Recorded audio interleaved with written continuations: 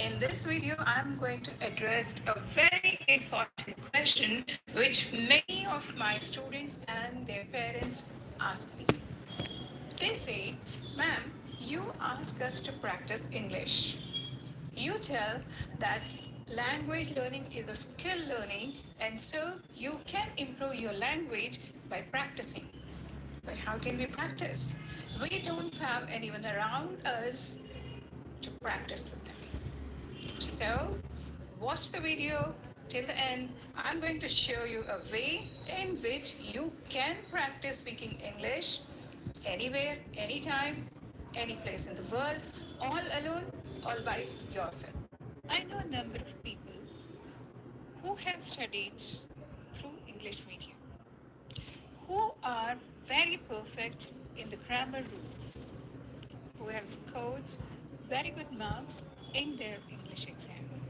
But when it comes to speaking, when it comes to speaking to a stranger, or when it comes to appearing for an interview, they get so embarrassed, they get nervous, they feel shy, they don't get words to speak in English. In short, they just become dumb. And you know why? Why this happens? Because they have just learned the grammar rules. They have just learned how to read and write, but they never got a chance to practice speaking English. Even in the schools which impart the education through English, a student rarely gets a chance to speak in English with the peers and with the teacher. I don't blame the school system. I don't blame the education system. The reason is the teacher has to complete a certain amount of portion in a certain amount of time. She focuses more on reading, writing, and grammar rules rather than giving the chance to the students to speak. As a result, the student neither gets a chance to speak in the school nor can he practice speaking English at home because in our country, nobody speaks in English at home. That's a fact. Everybody speaks in the mother tongue. Everybody is comfortable speaking in the mother tongue. So, how can a student become confident and fluent speaker of English? Don't worry. Every problem has a solution, and here I'm going to give you the solution. I'll give you such a solution that you will be able to practice English, practice speaking English all by yourself, all alone, anywhere, anytime, anywhere in the world, effortlessly. Are you excited? Yes, I'm too excited to tell you about this. This is the best way of learning to speak English. And what is step one? Listen, listen, listen. Listen to anything that's in English. Listen to a podcast, listen to TED Talks, listen to CNN, listen to BBC, listen to songs, listen to the dialogues in the movie, listen to some great professor, anything that you can listen in English, you listen. Just listen, just listen. Listen to the audiobooks. There are so many audiobooks available. You can just listen. Don't do anything else, just listen. Keep listening. Allot 1 hour every day for 6 months and just keep listening. Listening is a skill which you have to develop so that you learn how to speak. Because listening is the first step. Listening is the foundation. Listening is the first step how a child learns his mother tongue. You are learning a new language, so why don't you listen? Begin with listening. I'm sure you would have seen a small child when he is just in the first 6 months. First, he will only listen to what his mom says, what his dad says, what his grandparents say, what his aunt says, and then after 6 months, he will start telling some words. Mama, Papa, do the same thing. Imagine you are a small child, you are learning a new language. That's what you're going to do. You are going to just listen to the podcast. You're going to listen to CNN. You're going to listen to BBC. Anything that's in English, keep listening. What's going to happen if you keep listening? When you keep listening, all the words and phrases spoken by the native speakers will get filled in your brain. You will have lots and lots of vocabulary in your mind, in your brain, which will be eager to come out, pop out of your mouth after 6 months. Remember, you are directly listening from the native speakers. You are listening to the real language. You're not listening to the textbook language. You are not learning English through the textbooks. You are learning English the most natural way, in the most effortless way, in the most fun way. So don't be impatient. Don't think that just after listening 1 month, I should stop listening. Listen, listen, listen, listen a lot for 6 months. And a point to remember, preferably repeat the audios. Listen to the same audios again and again. That's called repetitive deep learning. You keep listening to the same things 2, 3 times. You imbibe the words. You internalize the words. The words and vocabulary becomes yours. You will learn the words, phrases, and the sentences used by the native speakers in their day-to-day conversation. And those things, those words, phrases, and sentences will become a part of you. Listening is the first step to speaking. Step two is speak. Step one was listen. Step two is speak. Speak. With whom should I speak? I don't have anyone around me to speak English. Again, the same problem. I don't have anyone to practice speaking English. Forget about this problem. I have a solution. I have a quick fix for you. And that is, if you don't have anyone, you have yourself. Speak to yourself. What? Am I crazy that I'll be speaking to myself? People will think I'm mad. No. Let them think you're mad. It's okay. The first step in the process of speaking is speak to yourself, maybe in front of the mirror. Initially, prepare a short speech and then give the speech in front of the mirror. Listen how you're speaking. You listen. Initially, you may find it difficult to speak in front of the mirror, but slowly and gradually, by the end of the first week or sometimes second week, you will find that you are able to speak spontaneously and without any voice. Great achievement. You have become confident and you are speaking in front of the mirror, watching your body language, listening to what you have spoken, and you are confident. You will not find difficult to speak now because your mind is full of native speakers' words, phrases, sentences. You have listened to them for 6 months and everything is there in the mind. Unconsciously, you will be able to use those words and phrases in your speech. Right? There is a saying, what you put inside comes up. You have put in thousands and thousands of words and phrases and sentences in your mind, listening to the native speakers, listening to the podcast, listening to the audiobooks, listening to the news, listening to the songs, watching the English movies. So all those words and phrases will automatically come when you speak. You don't require anyone else to speak. You require only you. Right? And you can also do this. You can describe the things when you are doing.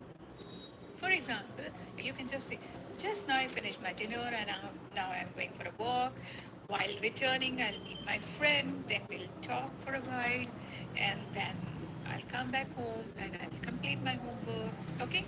So, whatever you're doing, doesn't matter you go wrong. Don't bother about grammar rules. According to me, grammar rules are the criminals who stop you from speaking English.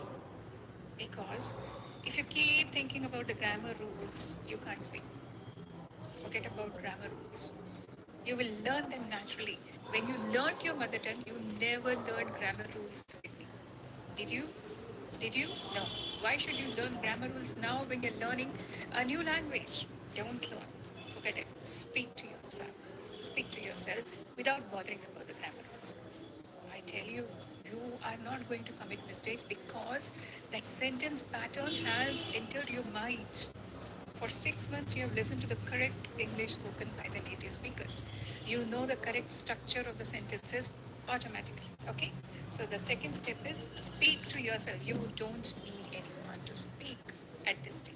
You can speak to yourself, right? So that was the second. Third step is Listen and speak. Listen and speak. First step was only listening, second step was only speaking. Now the third step is listen and speak. You play a podcast or you play an audiobook and then you play it for 5 minutes and then you pause it. After the pause, you try to imitate the speaker.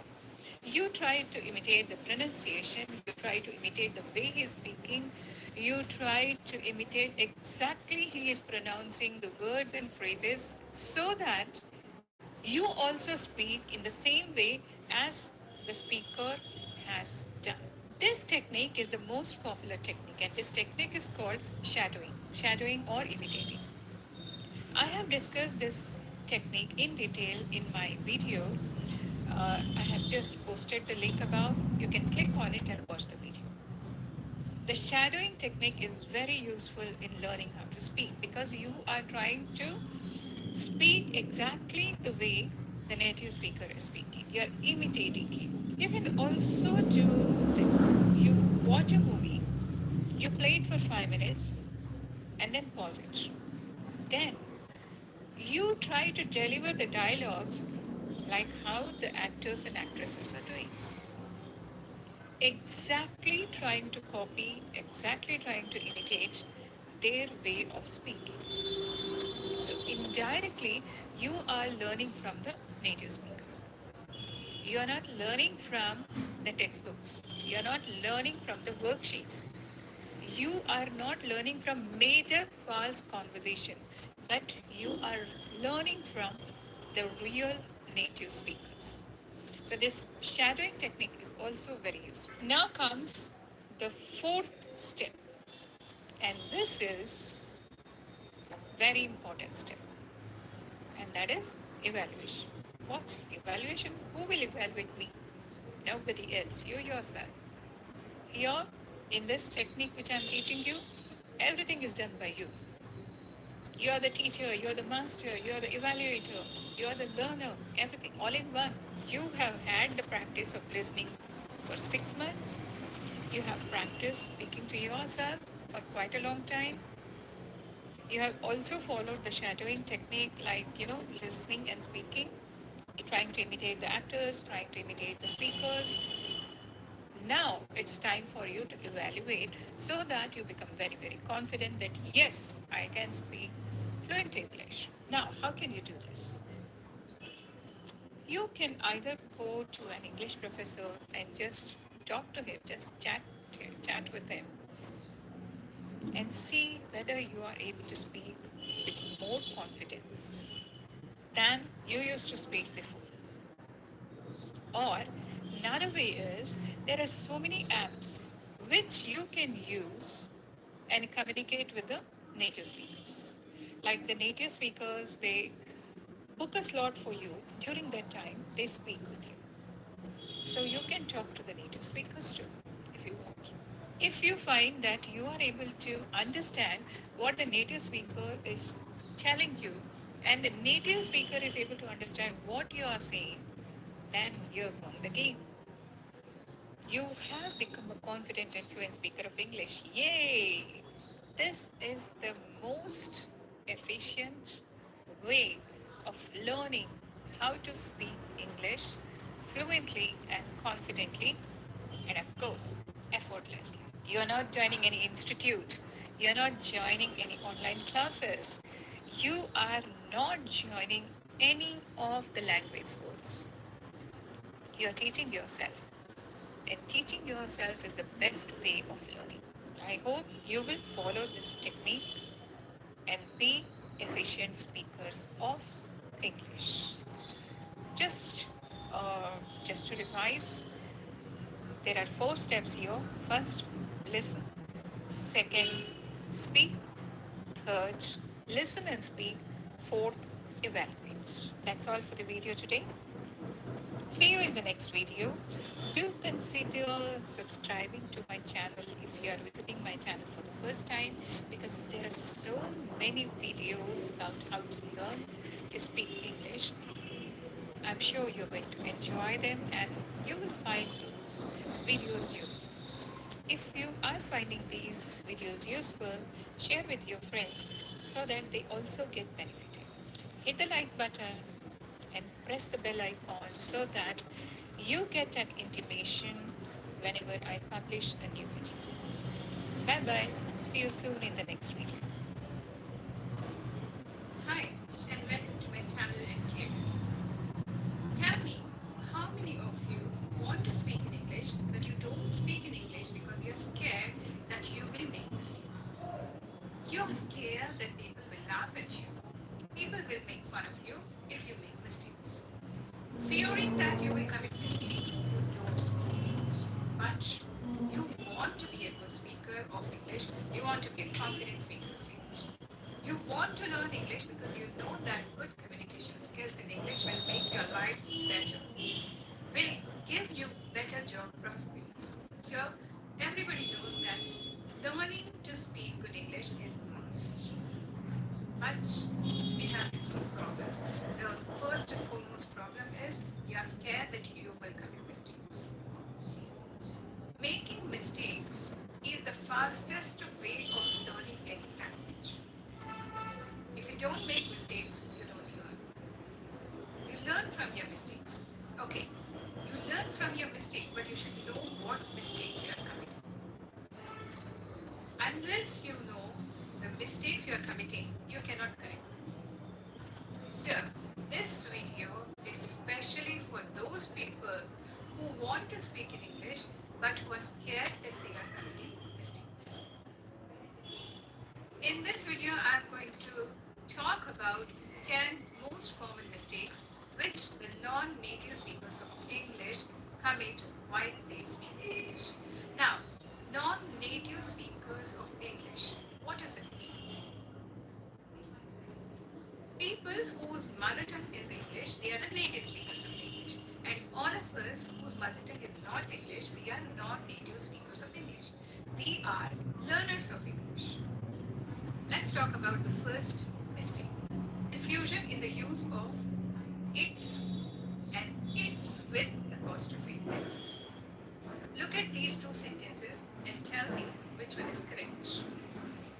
The spider spun its web. It's a very beautiful web. Second sentence. The spider spun its web. It's a very beautiful web. Now there are two its. One is with apostrophe and the other is without apostrophe. It's without an apostrophe is the possessive version of a pronoun. It shows something belongs to someone. It's with an apostrophe is a contraction of it is or it has. In the second part of the sentence, we mean to say it is a beautiful web. The correct sentence is the spider spun its web. It's a very beautiful web. Second common mistake with people make. Whether to use by foot or on foot. Look at these two sentences. I came to the office on foot. I came to the office by foot. Out of these two sentences, which one is correct? On foot or by foot? The correct sentence is I came to the office on foot. We can say by car, by bike, by bus, by train, and by flight. However, we cannot say by walk, as it is the foot which is being used to travel and not walk. The other way of saying the sentence is I came to office walking. Third mistake. Getting confused between the usage of borrow and lend. Let's see these two sentences. Can you borrow me your pencil? Second sentence. Can you lend me your pencil? Which one is correct? Can you borrow me your pencil or can you lend me your pencil? The correct one is can you lend me your pencil? Now let's see why. In standard English, to borrow means to take something from someone, knowing that you will give it back. To lend means to pass something on to someone for a short time. Confusion in the use of me too and me either. One is positive and the other one is negative. The positive one is me too. So, for example, if you say, I like traveling, then I would say, me too, which means I like traveling too. On the other hand, if you say, I don't like extreme sports, then if I agree with you, I would say, me either, which means I don't like extreme sports either. Saying congratulations on someone's birthday. When someone has a birthday, you can say happy birthday or many happy returns of the day. But you cannot really say congratulations. In English, the word congratulations is used when someone achieves something great. When it is your birthday, you have not achieved anything.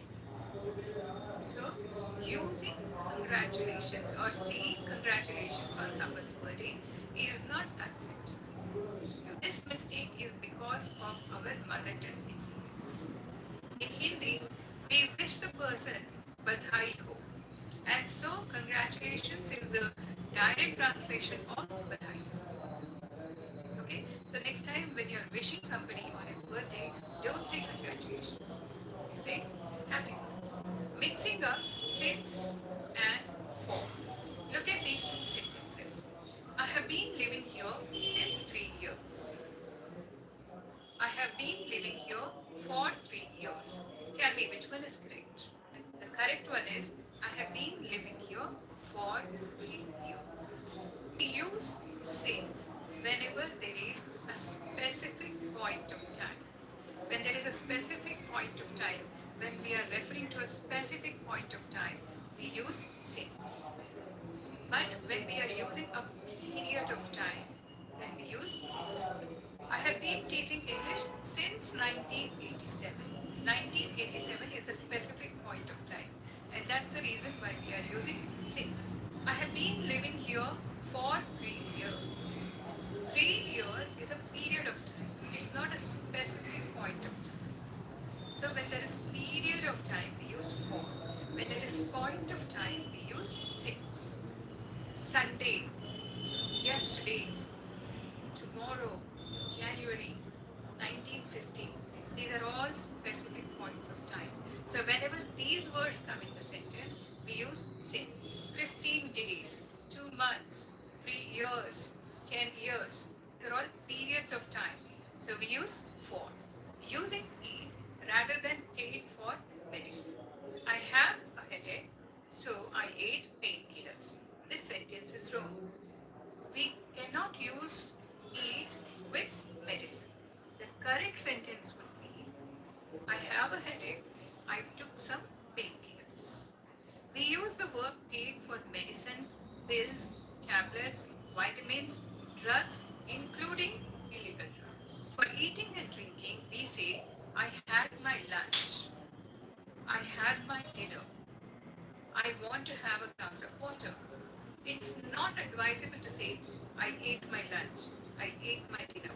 It's better to say, I had my lunch.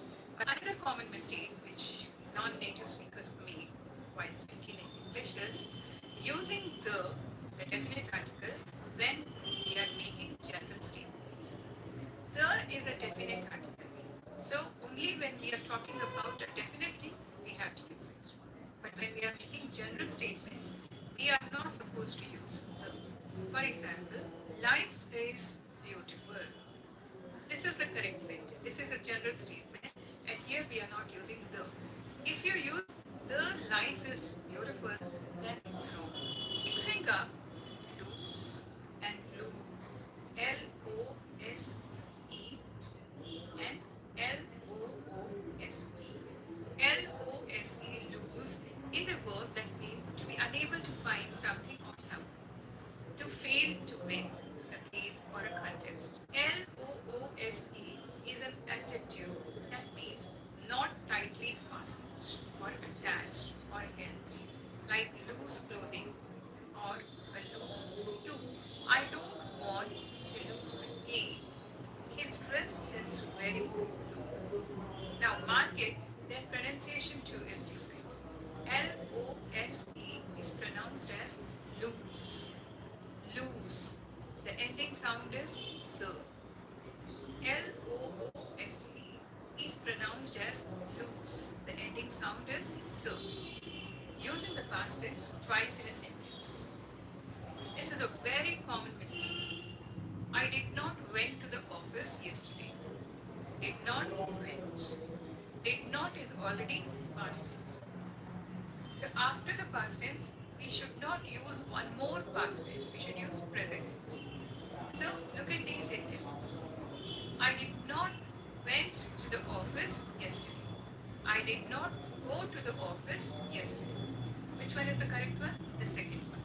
I did not go to the office yesterday is correct. So you have seen 10 most common mistakes which the non-native speakers of English, the learners of English make when they are speaking in English.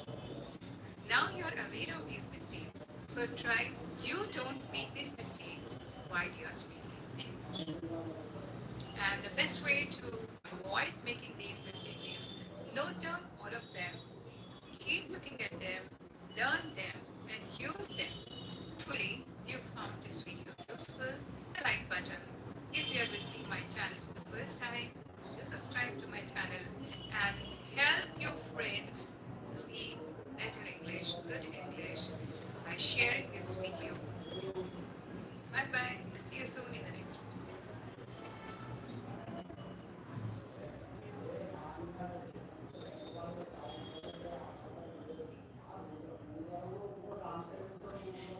And welcome to my channel NK Academy. I'm Nandini, your English trainer, teacher guide. In today's video, we are going to talk about some latest words in English which are added to the dictionary in 2022. English is a highly dynamic language. It changes with time. New words are added to the dictionary, and so English always develops.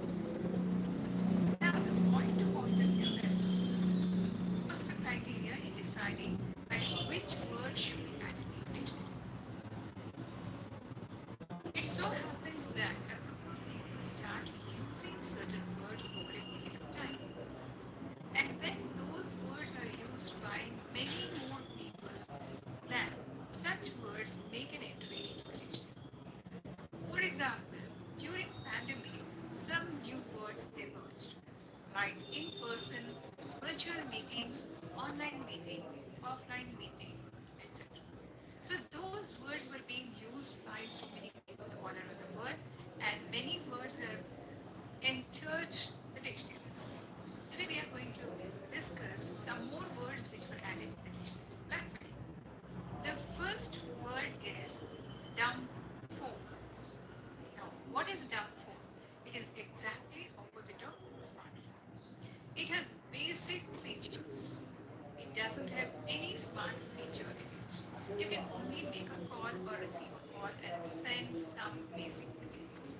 No smart features at all. So that's a dumb phone. Second word, eat. Y-E-E-T. Now, this means throwing away thing without any consideration. Just picking up the thing and throwing it off. This is a slang word. He grabbed my phone and yeeted into the river. Third word is laggy. Laggy means very slow. Any gadget which works very slowly, you can call it laggy. I don't like laggy computers. Next word is dawn colors. You all know the meaning of dawn. Dawn means morning. And what's the opposite of dawn? Yes, you're right, it's dusk. Dawn colors means the chirping of birds just preceding the sunrise and following the sunrise. That is before and after the sunrise. I love getting up early and experiencing dawn colors. This word is junky. Junky has come from the word junk. Junky means something which is waste, which is of no use, which doesn't work properly. Unfortunately, the lift in my apartment is junky. Next word is lewd. L-E-W-D. A fashion look which is distinctive to a particular person. That is, which suits a particular person.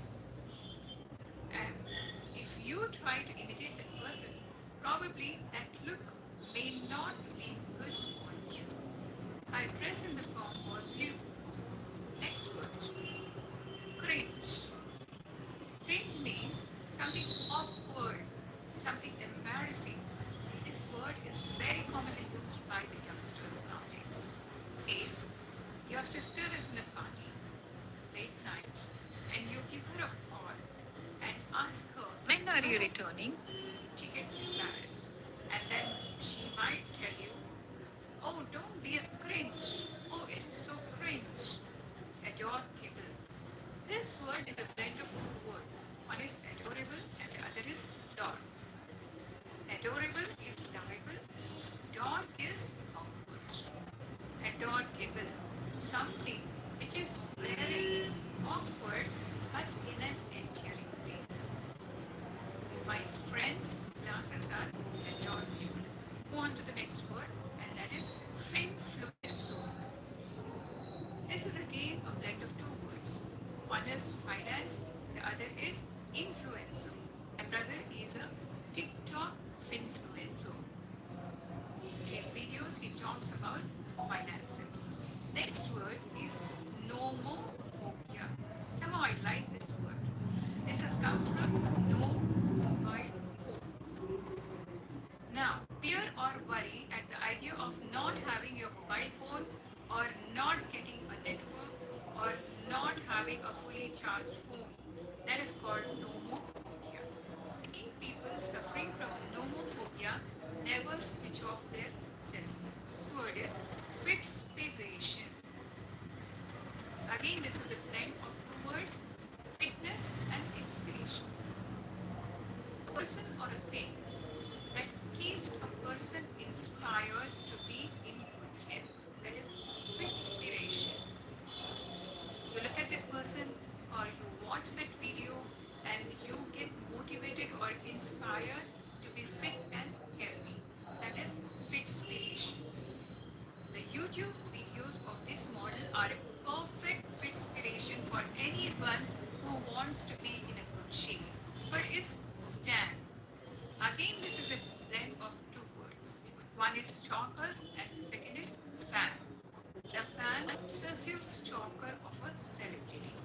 He's a great fan of celebrity, but he's obsessed. The actress got so frustrated with the stand that she filed a police complaint against him.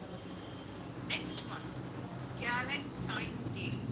It's just one day before Valentine's Day. It's celebrated as a friendship day, and particularly women gather together to celebrate and enjoy. That is Galentine Day. I really had a great time on Galentine Day with all my friends.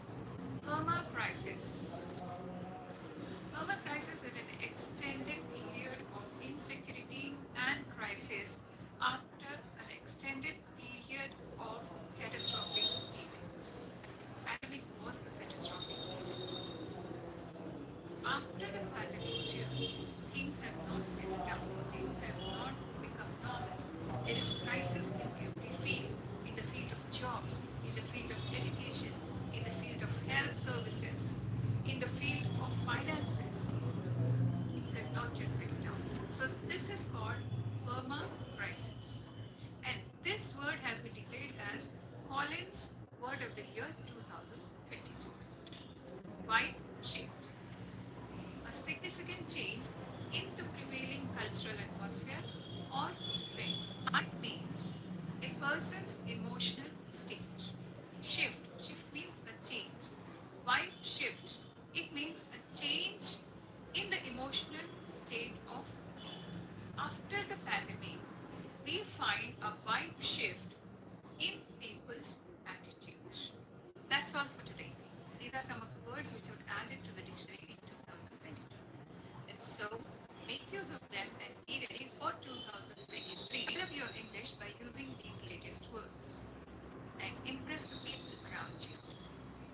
Just a reminder, in case you are visiting my channel for the first time, please subscribe to my channel, hit the like button and also the notification bell. Bye bye. See you in the next video.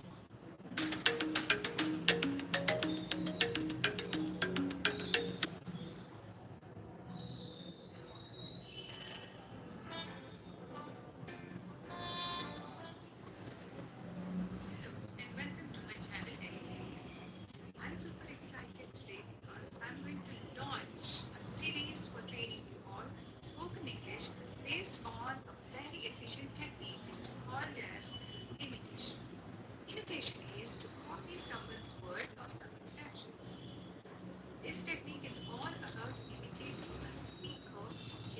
pronunciation, his intonation, the pauses he makes, and also the way he speaks. This will teach you to listen to the words and sentence structures of English language and to copy them exactly as you heard. In this technique, you are listening and then you are training your mouth. But most of the time, you read a book and then you try to speak.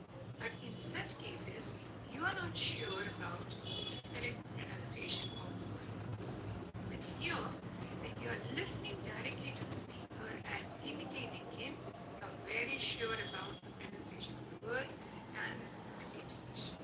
So, this technique is very useful in making you a confident speaker of English because you're confident that you're not pronouncing the words and phrases wrong because you've directly heard them from the English speaker.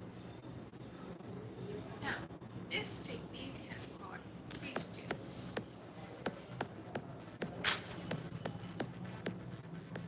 Step 1. Listen and read the text at the same time. Step number 2. Now it's your turn. You will imitate the speaker and copy him exactly.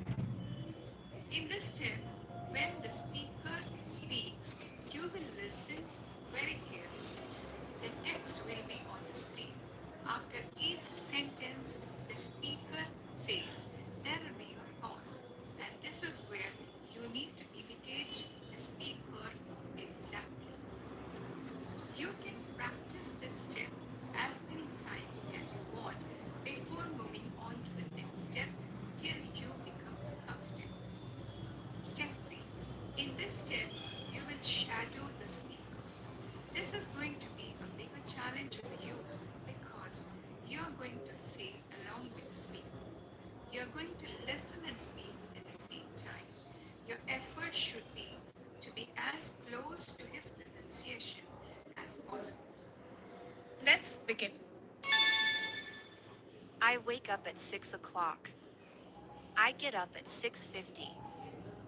I make a cup of tea and iron my clothes. I have a shower and get dressed. I usually wear jeans, a blouse, a jumper or cardigan and boots in the winter, or a skirt and blouse in the summer. I brush my hair, put on my makeup. I pack my bag with all my teaching materials. I then put on my coat and leave the house. I walk to the bus stop. I catch the bus at 8 and then I pay my fare and sit down. It takes about 45 minutes to get to my destination 3 miles away. I get off the bus and walk to the school where I teach English. I have to sign in and get the key. Class starts at 9:30 and ends at 11:30. Listen and imitate. I wake up at 6 o'clock. I get up at 6:50.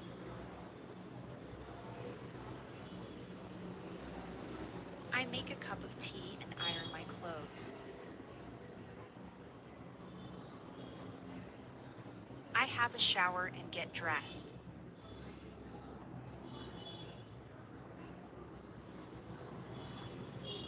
I usually wear jeans, a blouse, a jumper or cardigan and boots in the winter, or a skirt and blouse in the summer.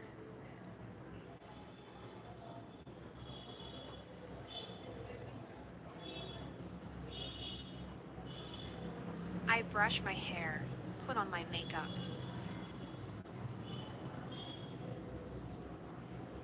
I pack my bag with all my teaching materials.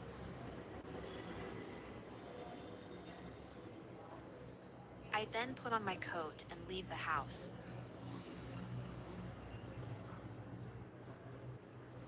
I walk to the bus stop.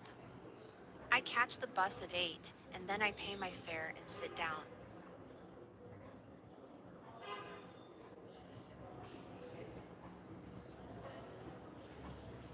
It takes about 45 minutes to get to my destination 3 miles away.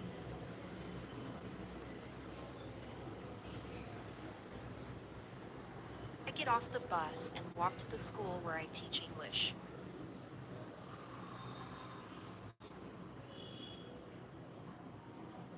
Have to sign in and get the key.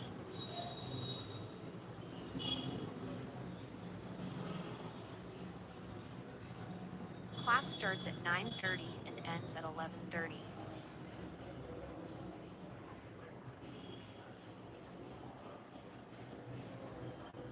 Time to shadow. I wake up at 6 o'clock. I get up at 6:50. I make a cup of tea and iron my clothes. I have a shower and get dressed. I usually wear jeans, a blouse, a jumper or cardigan and boots in the winter, or a skirt and blouse in the summer. I brush my hair, put on my makeup. I pack my bag with all my teaching materials. I then put on my coat and leave the house. I walk to the bus stop. I catch the bus at 8, and then I pay my fare and sit down. It takes about 45 minutes to get to my destination 3 miles away. I get off the bus and walk to the school where I teach English. I have to sign in and get the key. Class starts at 9:30 and ends at 11:30. So that was all about imitation practice. If you follow this technique regularly and practice it along with the video as many times as you want, I'm sure you're going to be a confident and fluent speaker of English very soon. Bye bye. See you soon.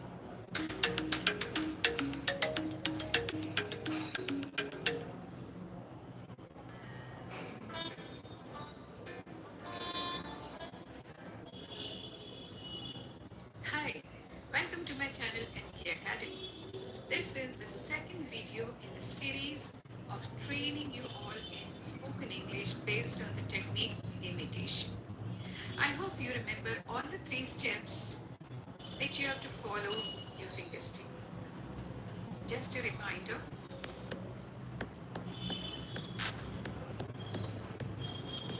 Step 1. Listen and read the text at the same time. Step number 2. Now it's your turn. You will imitate the speaker and copy him exactly. In this step, when the speaker speaks, you will listen very carefully. The text will be on the screen. After each sentence the speaker says, there will be a pause, and this is where you need to imitate the speaker exactly. You can practice this step as many times as you want before moving on to the next step till you become comfortable. Step 3. In this step, you will shadow the speaker. This is going to be a bigger challenge for you because you are going to say along with the speaker. You are going to listen and speak at the same time. Your effort should be to be as close to his pronunciation as possible. Let's begin. Priya, do you have a favorite place that you would like to go to for your birthday dinner? I'm kind of at a loss right now to think of some place special. I've got a great guidebook here of local restaurant. That would be a good place to look. What is your favorite type of restaurant food? I like a lot of things, but Thai and Japanese would be good. Shogun looks pretty good. Oh, I remember that restaurant. I went there years ago. I really enjoyed it. Would that be a good choice for your birthday dinner then? I would enjoy going there. Let's call ahead to make sure that we can get a table for that night. Listen and imitate. Ria, do you have a favorite place that you would like to go to for your birthday dinner?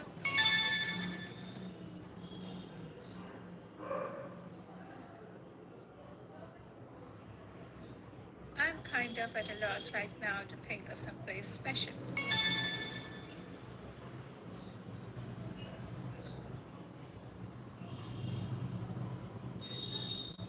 I've got a great guidebook here of local restaurant.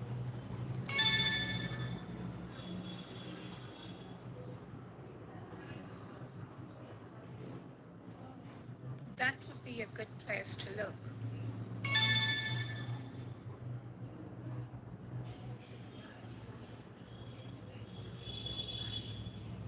What is your favorite type of restaurant food?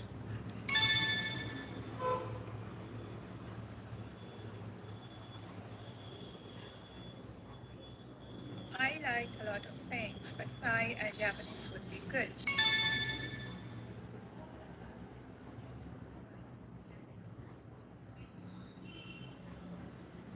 Shogun looks pretty good.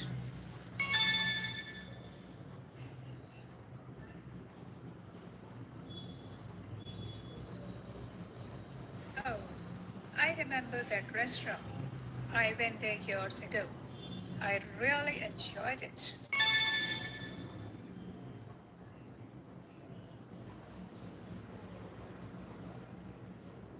Would that be a good choice for your birthday dinner then?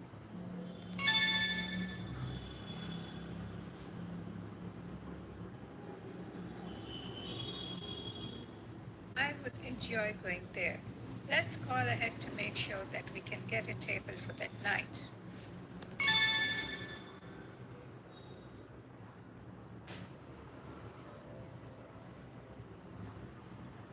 Time to shadow. Ria, do you have a favorite place that you would like to go to for your birthday dinner? I'm kind of at a loss right now to think of some place special. I've got a great guidebook here of local restaurants. That would be a good place to look. What is your favorite type of restaurant food? I like a lot of things, but Thai and Japanese would be good. Shogun looks pretty good. Oh, I remember that restaurant. I went there years ago. I really enjoyed it. Would that be a good choice for your birthday dinner then? I would enjoy going there. Let's call ahead to make sure that we can get a table for that night. That was all about imitation practice. If you follow this technique regularly and practice it along with the video as many times as you want, I'm sure you're going to be a confident and fluent speaker of English very soon. Bye bye. See you soon.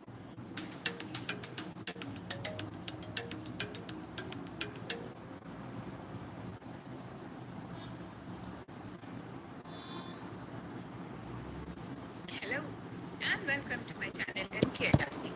I'm very glad to be with you all once again. The main mission of my channel is to make you a confident and a fluent speaker of English. In this process, I keep researching to find out the easiest and the most effective way of learning English so that I can guide you properly on this path. In this process, I came across a very effective way of learning English, and that is 15 by 7 technique of learning English. If you remember, in my previous video, I had discussed one more technique which was very useful, and that was imitation technique.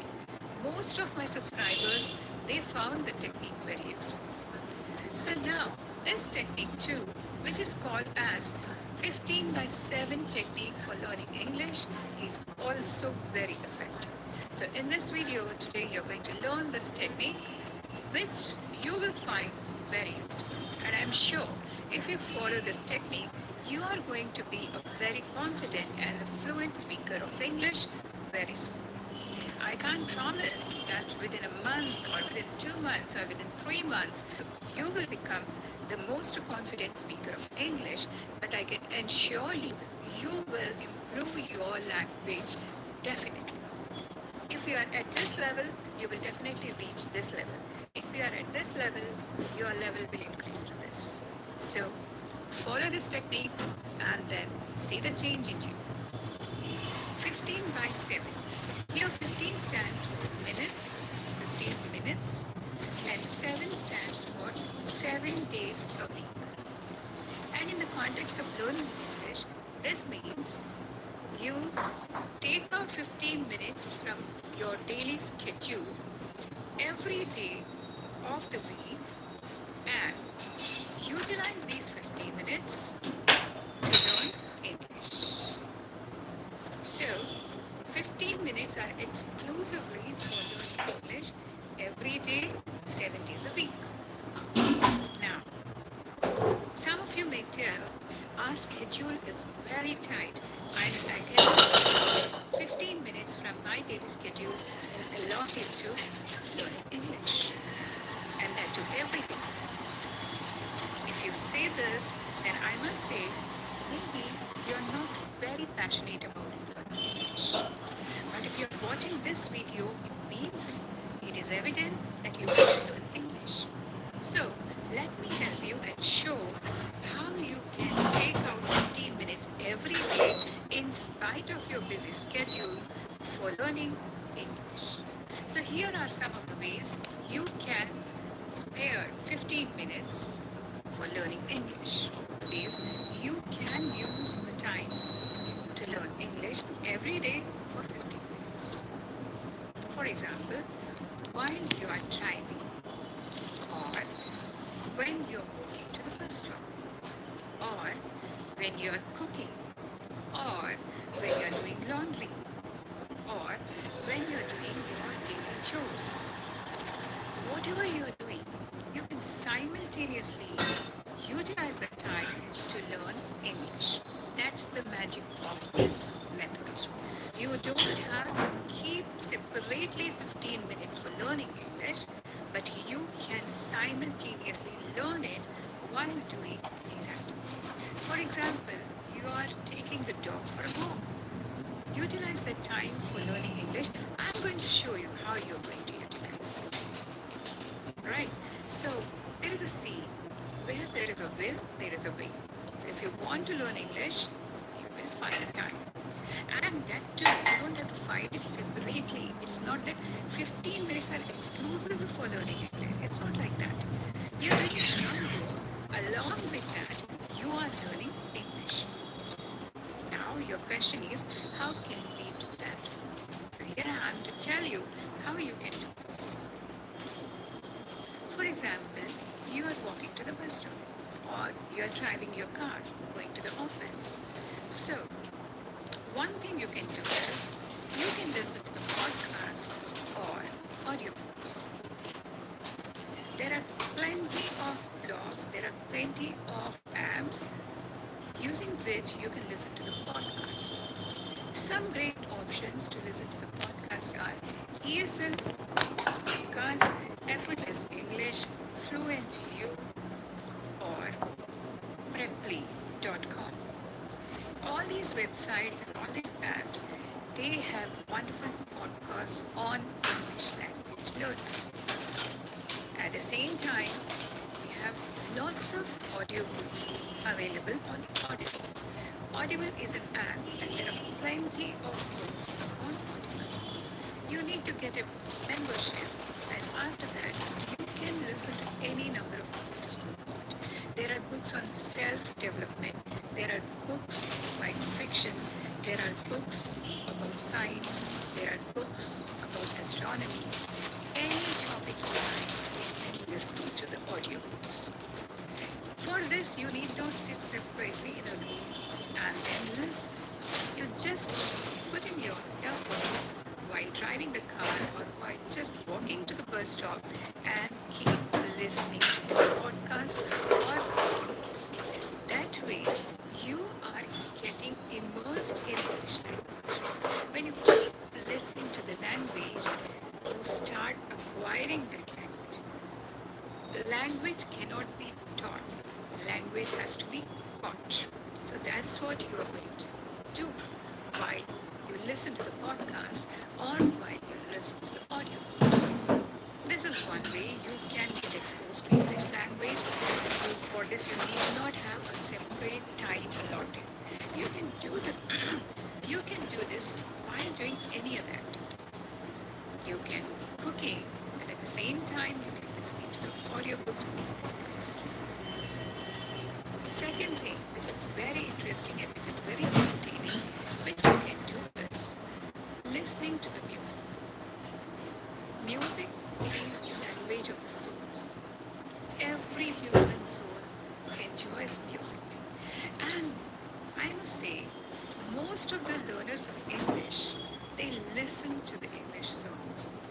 They get exposed to the language and that too, the real life English language. The language which you listen in the songs is not the text it is a language which is used by the native speakers. So you may say that we won't be able to understand the English songs. Yes, I do agree. Initially, you will not be able to understand the songs. Listen to the songs with the lyrics. There are options on YouTube. Like you can search for the songs with lyrics. So listen to the songs and at the same time read the lyrics. And after that, you keep listening to the song and you will definitely understand all the words. And anything which you learn along with the music remains. That's the reason I tell you, you can remember the songs very well, but you can't remember the grammar rules which are there in the text. It's easy to remember the songs than the content which is there in the textbooks. So this is a very useful way. Keep listening to the English songs. And for this, you need not sit in a separate room and listen to the songs. This you can do while you are doing your daily chores. The work is going on, you're learning English by listening to the songs. So which other way can be most effective? Tell me. This is a very useful way. Another thing you can do is using your cell phone for learning English. In today's world, everyone is crazy about using a cell phone. If anyone doesn't have a cell phone in his hand, he will be suffering from nomophobia. No mobile phobia. Phobia is fear, anxiety. He'll be anxious. Oh, I don't have a cell phone. Oh, the network is not there. Oh, my battery is getting over.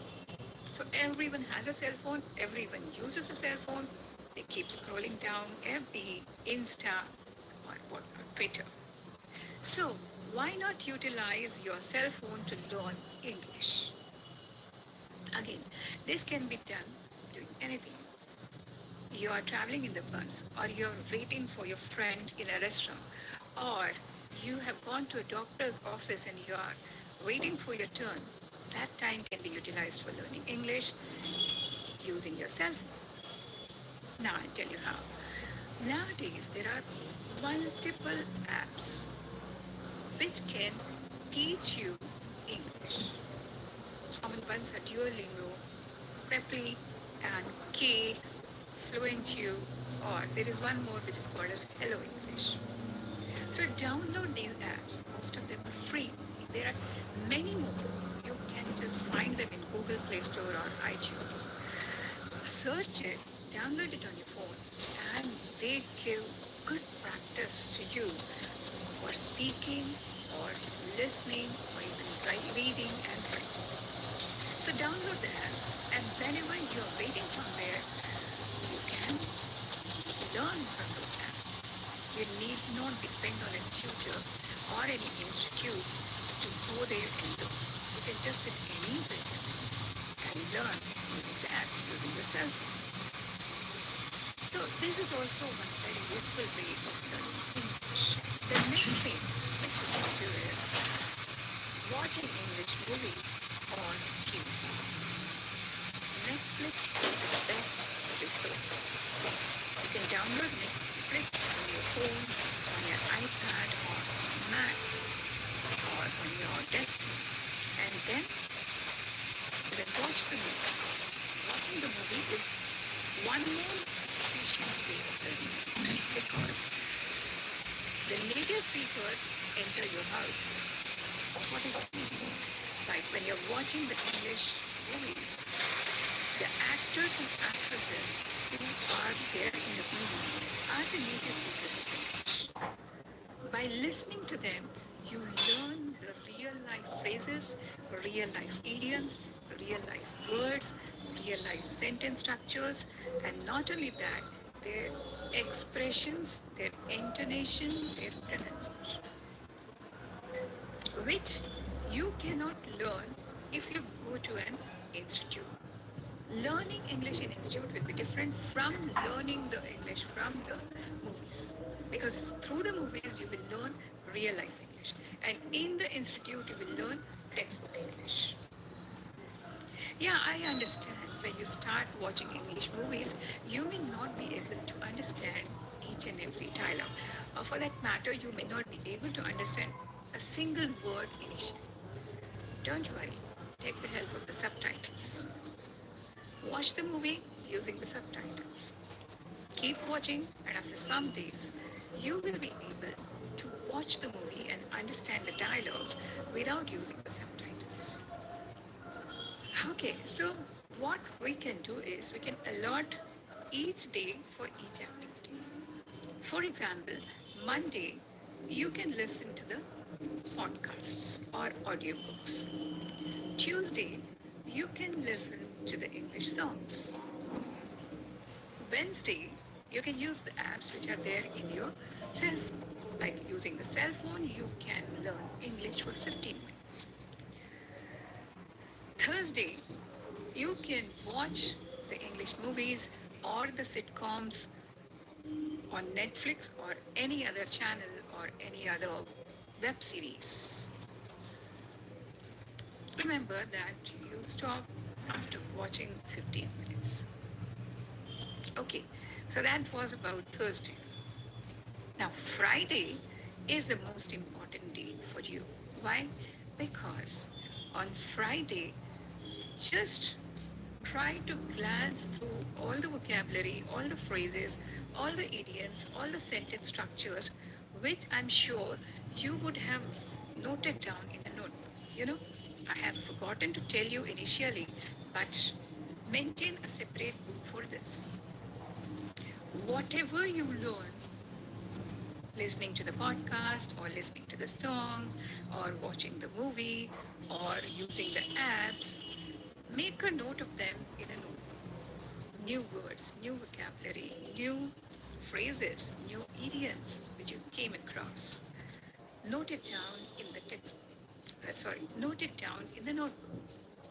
And on Friday, take out that notebook, glance through all of them, learn the meanings, practice their pronunciation, practice the phrases which you have heard. So that is a reviewing day. Friday will be a reviewing day.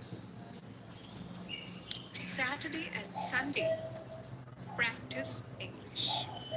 Whatever you learn throughout the week, now practice English. Don't worry, I'm not asking you to practice the whole day. At least minimum 15 minutes. Start speaking in English. Saturday and Sunday, those 15 minutes you speak. Now, you may say, I don't have anyone at home who can speak English with me. I agree. We are living in India. So in our homes, people don't speak English. We speak our mother tongue, which is very fine. But you want to learn, you have to speak. You want to swim, you have to jump into the swimming pool. So the same way, the best way of learning English is to speak. So utilize Saturday and Sunday, 15 minutes on each day to speak. And with whom? You can talk to yourself, self-talk. You can talk to yourself. Whatever you're thinking in your mind, you can speak out loud in English. Or you can talk to your pet. I tell you, dogs are the best listeners. You can talk to him, you can tell him anything. You simply sit and listen to you very carefully as if he's understanding everything. Right? You can give the pet instructions in English. If you don't have a pet, take a teddy bear and talk to the teddy bear. Tell him anything you like. He will not judge you. He will just be a good friend of yours and listen to you. The point is, you have to speak English on Saturday and Sunday compulsorily for those 15 minutes. I don't say that other days you don't make an attempt to speak in English, but on Saturday and Sunday, must. Now, do this every day of the week. 15 minutes by 7. 15 minutes every day in a week. Repeat the next week. Keep repeating this process till you become confident that you will be able to speak English fluently and confidently. This is a time-tested method, and many people have gained confidence and fluency using this technique. So why not you? Why don't you make use of this technique, which is so efficient? So that's all for today. In this video, you have learned the most efficient way of learning English. Now it is in your hand. Isn't it so exciting that you don't have to go to an institute, you don't have to find a tutor and learn English? It is you who has to take the responsibility and learn English. Sitting at home, sitting in the garden, traveling in the bus, driving a car. This is the best way of utilization of time. So I hope you like this video. If you like this video, please hit the like button and share this video with people who want to learn English. If you are visiting my channel for the first time, do subscribe to my channel so that you get the latest videos as soon as they are published. Bye bye. See you soon in the next video.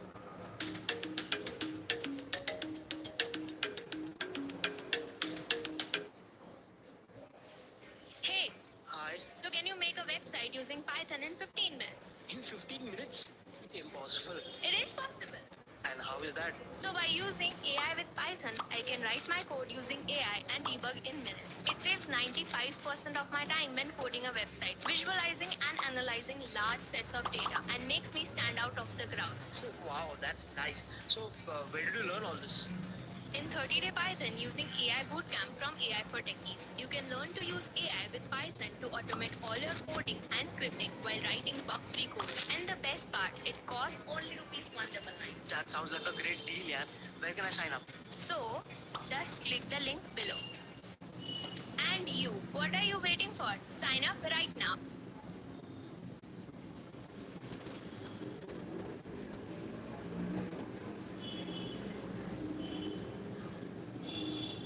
This book was my highest paid project yet, and I'm very excited to tell you how a high ticket project like this usually goes.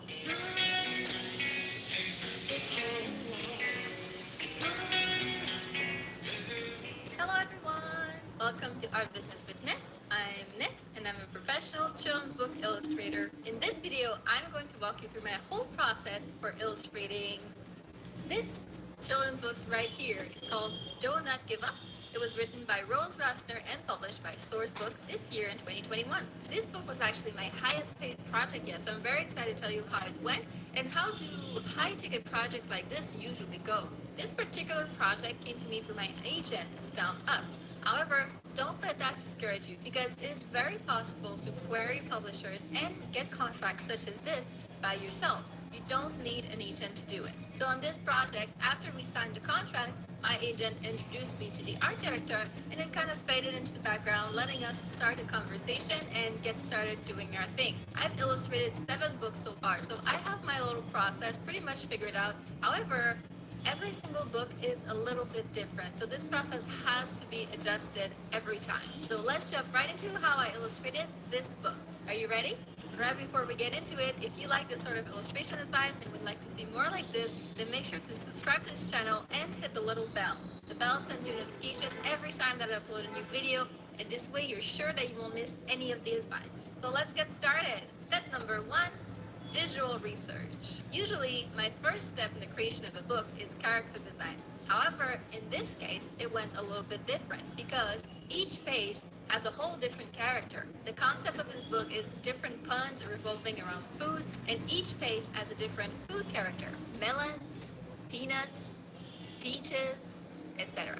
So in this case, I decided to do the character design later, directly into the sketch stage. To make this a little bit easier on myself, I decided to start a project doing visual research. So I gathered a lot of photo references of every single food item mentioned in the book.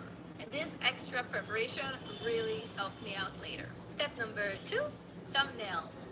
This is a step where I plan out the entire book in tiny, quick little sketches. I actually have a whole video where I explain my process for thumbnailing books, so you can check that one out if you'd like. So as I said before, in this book, each page was a food pun with a different food item. However, I didn't have much direction for what else needed to be going on in the illustration as far as actions, emotions, and all of that stuff. The art director requested that there be a sort of parent-child relationship going on in each illustration, but it was up to the illustrator to come up with a concept or activity for the characters to be doing. So I did a lot of thinking, I made a lot of different thumbnail sketches, and in the end, this is what I came up with. I don't always add so much text in my thumbnails, but since they were scenes that I came up with myself, and the art director didn't have the clues from the scripts to know what was going on, I wanted to make extra sure that it was really clear what was going on. So this is a plan that I sent to the art director, but we actually ended up making quite a lot of changes compared to this first version. You'll see that later. Step number 3,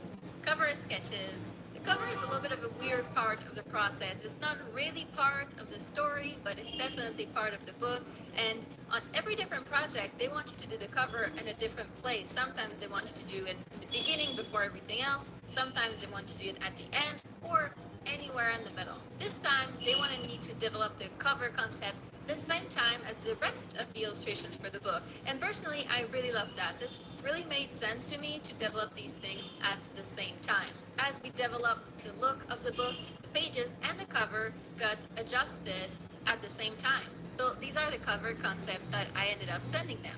Now, as you can see, I send them many different illustrations compared to the inside illustration thumbnails. Usually for the inside illustrations, I only handpick my favorites to send, but for the covers, I always like to give the art director more choice. So here they ended up picking the first concept, but they did want me to do a few different iterations of it at the sketch stage. So we weren't done yet. Step number 4, sketches. Now it's time to make much more detailed sketches of all of the illustrations of the book and the cover too. And of course, I also incorporated all of the feedback that the art director gave me at the thumbnail stage. And the biggest feedback that I got this time was to simplify the backgrounds by a lot.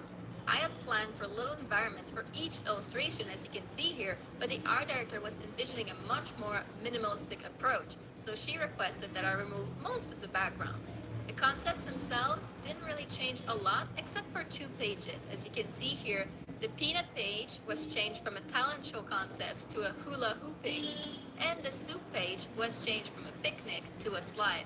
I think she was a little bit weirded out that the little soup character was adding stuff to its own soup, which fair enough. In both instances, the art director is the one that gave me the new ideas that she wanted, and so I went ahead with her concepts. As for the cover, I made these 3 different iterations with different poses and text placements, and they ended up picking that first one.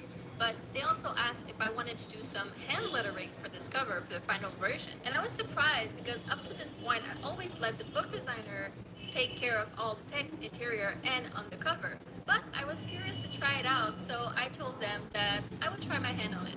But I didn't promise anything, and that's the important part. You really need to be upfront if something is not your specialty. So I told them I'm gonna try, but I can't promise it's gonna look good. So you may have to get your book designer to go over it. It is super important to be upfront and honest about these things. Definitely don't overpromise and underdeliver. And after the stage is pretty much the halfway point to the process and the halfway point to the deadline. The final paintings usually take the longest to do, so it's really important that you have enough time to your deadline just to do these. But of course, it depends on your style and how you work. I would really love to know, what do you do to create your illustrations? What materials you use? What tools and process? I'm always curious to see how other artists work, so please go in the comments down below and let me know. Now, step number 5, color tests. I always pick all of my colors in advance so that when it comes time to do the final illustrations, all the decisions are already made and approved. And usually, art directors don't request color tests outright. They usually only request the sketches and the final art. But it's still a very good idea to add this step and send them your results to get their feedback. It is so much easier to make changes at the stage of a color test than it is to the final art. So this is what I sent to the art director. And in this case, most of my colors were approved except for 2, the cookie page and the taco page.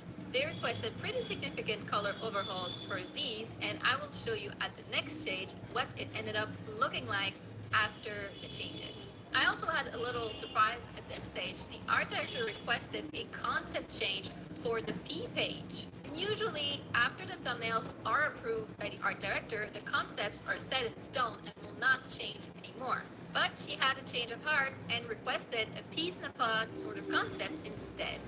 Usually, you might even be able to request additional pay for stuff like this if they changed their mind after an approval was already made.